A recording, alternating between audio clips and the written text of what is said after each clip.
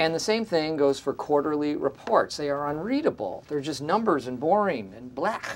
So what I was thinking is that maybe we should have some sort of graphic, like if we have a bad quarter, put in a storm cloud. And when we have a good quarter, fireworks or a race car. Doesn't have to be a race car. Use your imagination. There's this cube on the screen, and it bounces around all day, and sometimes it looks like it's heading right into the corner of the screen, and then at the last minute it hits a wall and bounces away. And we are all just dying to see it go right into the corner. Pam claims that she saw it one day when she was alone in the conference room. Okay. I believe she thinks she saw it. I saw it. I saw it, and it was amazing. Who said I didn't see it? Did Jim say that I didn't see it? I saw it. We have a lot of colored paper here. Why, oh why, do we keep printing this on white? Ah, come on! Yeah, I know. I know, it's bland. It's never gonna happen. Dude, here's what I was thinking. You gotta believe. Maybe we could have some sort of riddle. Wait for it. Like something that you have to look for. Sort of a Where's Waldo?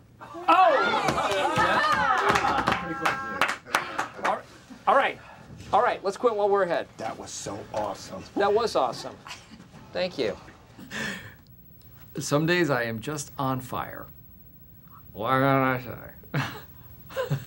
Okay, Michael, why don't you start us off? That wasn't much of an introduction. Ladies and gentlemen, your boss, Michael Scott. Oh, still lame. Okay. All right. Thank you, Ryan, for that wonderful introduction. Okay. Today we're going to be talking about PowerPoint. PowerPoint. Yes, I forgot about Ryan's presentation, and yes, it would have been nice to do well with the first presentation that he'd given me. But you know what else would have been nice? Winning the lottery. And the best way to start is to hit start. And up comes the toolbar. That's what she said. What we have to do here is go to run, and then you look up to PowerPoint, and we are in. We are going to register. You hit register. Updates are ready. I should update. Estimated time 12 minutes, so this should take about 5 or 10 minutes. This is the first time you've opened PowerPoint. Why? You didn't prepare a presentation at all, did you? You know what? I had a really rough night, and my boss can back me up on that. I'm your boss. My other boss, Mr. Figaro. You have another job. What I do between 5:30 p.m. and 1 a.m. is nobody's business but mine and my other businesses. Are you a cocktail waitress? You cannot have a second job if it affects your work here. It won't? It did already. Okay, honestly, it is unlikely that I was going to figure this out anyway. It's so funny. Why is Daryl here? He works in the warehouse. I invited him. It's not a party. Daryl, back downstairs. This isn't information you need. This information here? Yeah, you're right. I don't need this. Okay. Hey, come on. See you later tonight. I got plans later. Okay, bye, honey.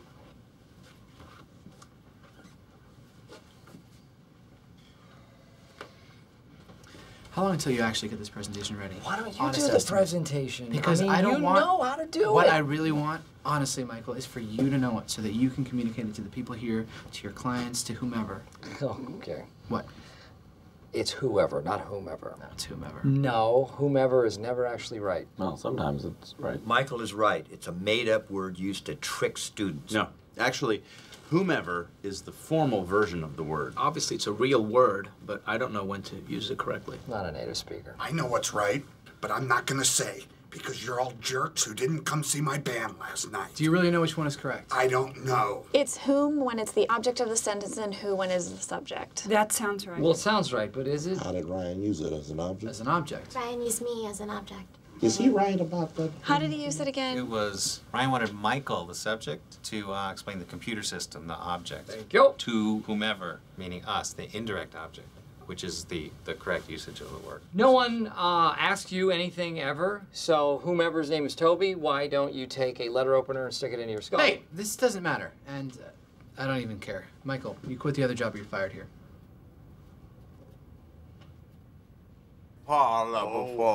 I just got an email from corporate, specifically for accounting to stop all payments to our vendors. What does that mean? What's that? Well, maybe nothing, but it could be a problem with liquidity. What's this strange Yankee accent coming out of your mouth, son? This here is Savannah. Phyllis, Yes.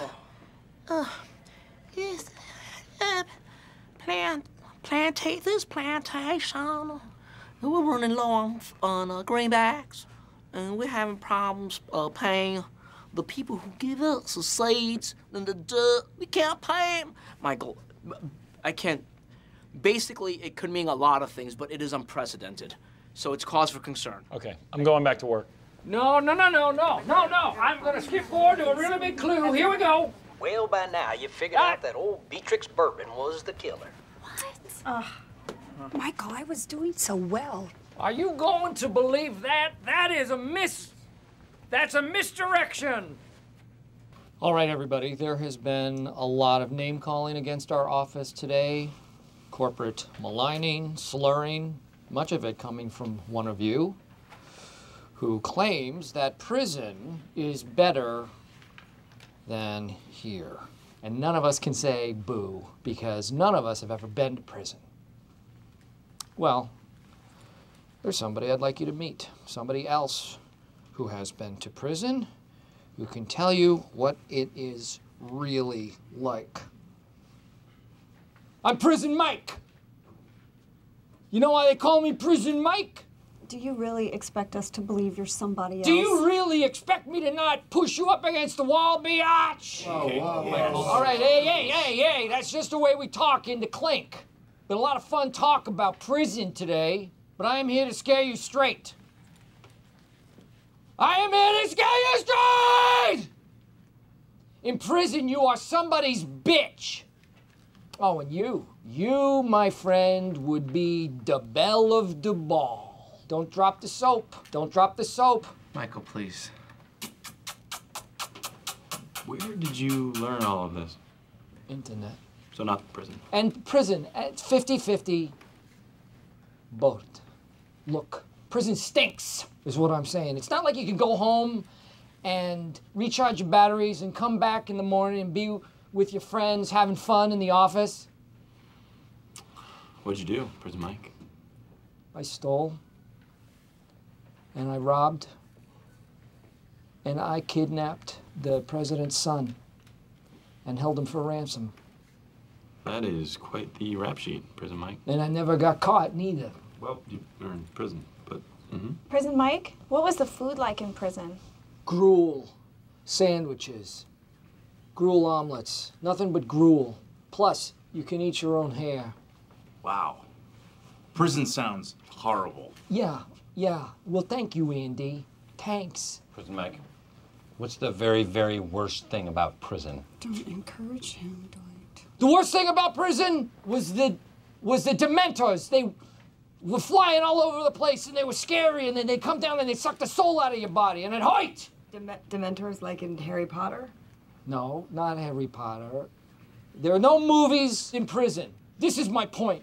You guys got it soft and cushy. This place is freaking awesome. The people are awesome. Your boss is nice. Everybody seems to get along. People are tolerant. People who have jumped to conclusions can redeem themselves. Nobody's bitch. I hope that this scared you. And from me, Prison Mike, to you, I just want to thank you for listening to me and letting me be a part of your life today. Because you got a good life. You got a good life. A good life. Energize. You know what would energize me? If you, Pamela Morgan Beasley, Don't share. If you propose to me during a Michael meeting, I will say no. Well, it's too late because I'm proposing that you get me a cup of coffee, which would energize me greatly and make me the happiest man in the world. everybody. So how are we going to energize our office? I mean, I haven't done anything since Christmas. Pam clearly has just given up trying. So what we need to do is we need to get things going. We need to get percolating a little bit. Anybody have any ideas what we could do? Any suggestions? Yes, Andy. What if we changed our outgoing answering machine message so it just had a little more zing and a little more pep? Zing and pep. See, those are the kind of words we're looking for. Yes, Jim. What about if we did an even newer voicemail message that had even more zing and pep? Now we're cooking. I like this. Maybe a whole theme, like a rap rhyme. An urban thing. An urban, yeah. Stanley, you want to help us out with that? Stanley, Eartha Stanley. Not me. Yes, you. Come on, Stanley, put your little game down and join the group. No. Stanley, we're having a little Leave me alone, we're damn it. having a brainstorm session. Did I stutter?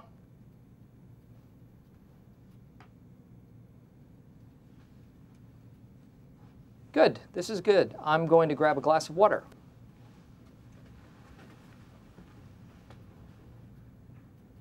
Don't be shy. Hey, champagne. No, guests only. It's not salmon. No, for the guests it is. For you, consider it cow meat. Strictly taboo. I eat beef. Well, then consider it poison beef. It's no touchy. The beef is poison? No, it's not beef. Just sit down, please. Welcome. Help yourself. You might want these orientation materials. Wrong, Toby. This is an orientation, not a borientation.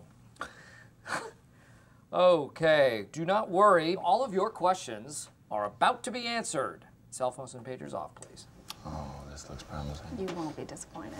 Let's face it, moving to a new job can be very stressful. So I have made an orientation video, especially for you newcomers. But it's not like any orientation video that any of you have ever seen. It's funny. It's got a little bit of a zing to it, and I hope that it gives you a flavor of what we're all about here at Dunder Mifflin and what we're all about here in Scranton. So let's just all laugh together and watch Lazy Scranton. Sitting in my office with a plate of grilled bacon. Call a man twice just to see what was shaking. Yo, Mike, our town is dope and pretty. So check out how we live. In the Electric City. They call it Scranton. What? The Electric City. Scranton. What? The Electric City. Call poison control if you're bit by a spider. But check that it's covered by your healthcare provider. It reminds me of the orientation video Michael showed on my first day. The Scranton Witch Project. I am so scared when people don't label their personal food. You like coal mines and you wanna see them? Well, check it out, yo. The Anthracite Museum. Plenty of space in the parking lot, but the little cars go in the compact spot. Spot. Well, so far, I think it is killing. I thought it would either be an A or an A+, but I completely forgot that there is an A++. I didn't do it! Okay. Everybody just calm down. Count of 3, we're all gonna put down our guns. I have crossbows. We'll put down our weaponry on the count of 3. Okay. You ready? I'm ready. 1, 2, 3. Andy revealed himself to be a double agent, at which point Dwight felt comfortable revealing that he also was a double agent, and then Michael announced to everybody that, get this, he was a double agent. Oh, and it is 6 o'clock.